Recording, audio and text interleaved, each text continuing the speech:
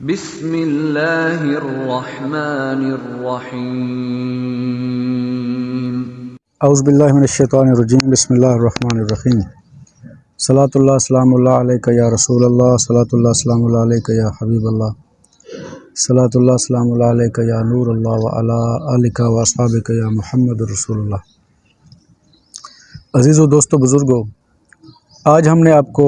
سلام کے متعلق اہمیت بتانی ہے کہ سرکار دو عالم علیہ السلام نے سلام کرنے کی کتنی اہمیت بیان فرمائی ہے۔ سرکار علیہ السلام ارشاد فرماتے ہیں کہ حضرت عبداللہ بن سلام آپ فرماتے ہیں کہ میں نے سرکار دو عالم علیہ السلام کو یہ بات کہتے ہوئے سنا ہے کہ سرکار نے ارشاد فرمایا، یا ایھا الناس افشوا السلام، سلام کو پھیلاؤ، واطعموا الطعام، اور بھوکے کو کھانا کھلاؤ، وصلوا الارحام، اور جو آپ کے قریبی رشتہ دار ہیں ان کے ساتھ صلہ رحمی کرو، وصلوا، اور نماز ادا کرو اس حال میں، والناس نیام، یہاں تک کہ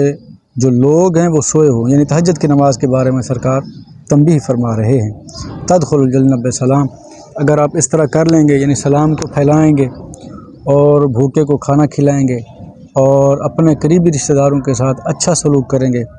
اور پھر نماز تہجد کو باقاعدہ سے شروع کر دیں گے، تو پھر یہ ہے کہ آپ سلامتی کے ساتھ جنت میں داخل ہو جائیں گے۔ اسی طرح کسی نے سرکار دو عالم علیہ السلام سے پوچھا، یہ روایت ہے کہ حضرت عبداللہ بن عمر بن العاص آپ سے روایت ہے، آپ فرماتے ہیں کہ ایک آدمی نے سرکار سے پوچھا، یا رسول اللہ صلی اللہ علیہ وسلم، ای الاسلام خیر، بہترین اسلام کون سا ہے؟ تو آپ نے فرمایا، تطعم الطعام، بھوکے کو کھانا کھلانا، وتقرأ السلام، اور دوسرے مسلمان پہ سلامتی بھیجنا کہ اللہ آپ کو سلامت رکھے، یعنی اس کو سلام کرنا۔ الا من عرفت ومن لم تعرف، ہر اس شخص کو سلام کرنا جس کو آپ جانتے ہیں یا جس کو آپ نہیں جانتے۔ سلام کی اتنی اہمیت ہے کہ سرکار نے فرمایا، اگر آپ کی اس کے ساتھ جان پہچان ہے تب بھی آپ اس کو سلام کریں، اگر آپ کی جان پہچان نہیں ہے تب بھی آپ اس کو سلام کریں۔ ایک اور روایت میں سرکار دو عالم علیہ السلام نے سلام کی اہمیت کو اور سلام کے کرنے کے طریقہ کار کو واضح فرمایا ہے۔ آپ نے ارشاد فرمایا کہ یسلم الراکب علی الماشی، کہ جو سواری پر سوار ہے وہ سلام کرے پیدل چلنے والے کو، والماشی علی القائد، اور جو پیدل چلنے والا ہے وہ سلام کرے بیٹھے ہوئے کو، یعنی کچھ لوگ بیٹھے ہوئے ہیں اور ایک بندہ پیدل جا رہا ہے، تو پیدل جو سفر کر رہا ہے، جو جا رہا ہے، چل رہا ہے، وہ بیٹھے ہوئے لوگوں کو سلام کرے، السلام علیکم ورحمۃ اللہ۔ والقلیل والکثیر، اور جو کم لوگ ہیں وہ زیادہ لوگوں کو سلام کریں، مثال کے طور پر 10 لوگ بیٹھے ہوئے ہیں تو 5 لوگ آ گئے ہیں، تو جو 5 لوگ آنے والے ہیں وہ 10 لوگوں کو سلام کریں۔ والصغیر علی الکبیر، اور جو چھوٹا ہے وہ بڑے کو سلام کرے۔ تو یہ سلام کرنے کا طریقہ بھی سرکار دو عالم علیہ السلام نے ارشاد فرما دیا ہے۔ اور ایک حدیث پاک میں آتا ہے، حضرت براء بن عازب سے روایت ہے، سرکار دو عالم علیہ السلام نے ہمیں 7 چیزوں کا درس فرمایا ہے، کہ سرکار نے ہمیں 7 چیزیں سکھا دی ہیں۔ پہلی یہ ہے کہ بعیادت المریض، کہ اگر آپ کا کوئی جاننے والا، آپ کا کوئی دوست، کوئی رشتہ دار، کوئی محلے دار اگر بیمار ہے تو آپ اس کی عیادت کریں۔ دوسرا یہ ہے کہ اتباع الجنائز، اگر کوئی بندہ فوت ہو جاتا ہے، آپ کا دوست ہے، آپ کا جاننے والا ہے یا مسلمان بھائی ہے، تو آپ اس کے جنازے میں شرکت فرمائیں۔ تیسرا یہ ہے وہ تشمیت العاطس، اگر کسی کو چھینک آتی ہے تو آپ اگر وہ چھینک کہتے ہیں الحمدللہ، تو آپ اس کو یرحمک اللہ کا جواب دیں گے، یعنی چھینک کا جواب دینا، یہ بھی سرکار نے ہمیں سکھایا ہے۔ ونصر الضعیف، اور کوئی اگر کمزور ہے تو اس کی مدد کے بارے میں بھی سرکار نے ترغیب فرمائی ہے۔ وعون المظلوم، اور اگر کوئی بندہ مظلوم ہے، کسی پہ ظلم ہوا ہے تو اس کی داد رسی بھی آپ نے کرنی ہے، یہ بھی سرکار نے ہمیں سبق عطا فرمایا ہے۔ وافشاء السلام، اور یہاں بھی اپنے سرکار دو عالم علیہ السلام نے سلام کو پھیلانے کا ذکر فرمایا ہے۔ وابرار المقسم، اور اگر کسی نے قسم کھائی ہے تو اس کی قسم کو پورا کرنے میں اس کی مکمل طور پہ ہیلپ کرنی ہے، یہ بھی سرکار دو عالم علیہ الصلوۃ والسلام نے ہمیں سبق سکھا دیا ہے۔ اچھا، ایک اہم اور لازمی بات جو آپ سے ہم نے کرنی ہے وہ یہ ہے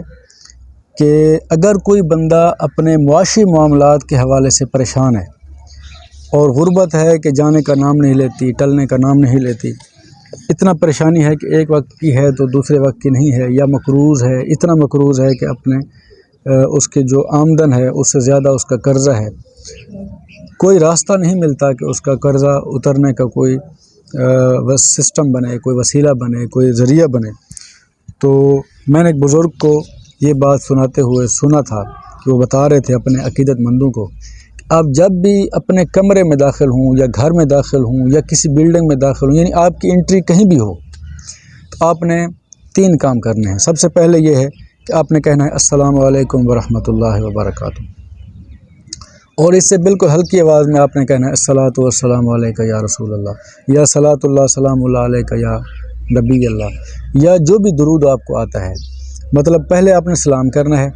اس کے بعد آپ نے نبی پاک علیہ الصلوۃ والسلام کی ذات بابرکات پہ درود بھیجنا ہے۔ تیسرا، آپ نے سورۃ اخلاص بسم اللہ الرحمن الرحیم پڑھنے کے بعد سورۃ اخلاص قل هو اللہ احد 1 مرتبہ بالکل دھیمی آواز میں یا بالکل پست آواز میں پڑھ لینی ہے۔ اگر آپ اس بات کو، اس کام کو اپنا معمول بنا لیں گے، عمل کو معمول بنا لیں گے تو انشاءاللہ تعالی چند دنوں میں، چند ہفتوں میں، چند مہینوں میں آپ کا جتنا قرضہ ہے وہ بھی ختم ہو جائے گا، اور آپ کے جو معاشی مسائل ہیں، جو آپ کے کوئی روزگار کا مسئلہ ہے، تنگ دستی کا ایشو ہے، فاقہ کشی ہے، کچھ بھی ہے، تو سرکار دو عالم علیہ الصلوۃ والسلام کے وسیلہ جلیلہ کے صدقے اللہ پاک آپ کے اس معاملے کو بھی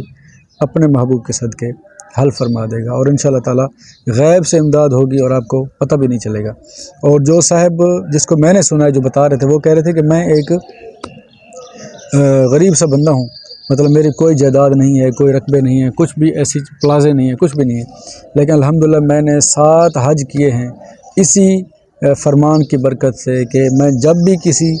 عمارت میں، کسی بلڈنگ میں، کسی جگہ، کسی کمرے میں کہیں بھی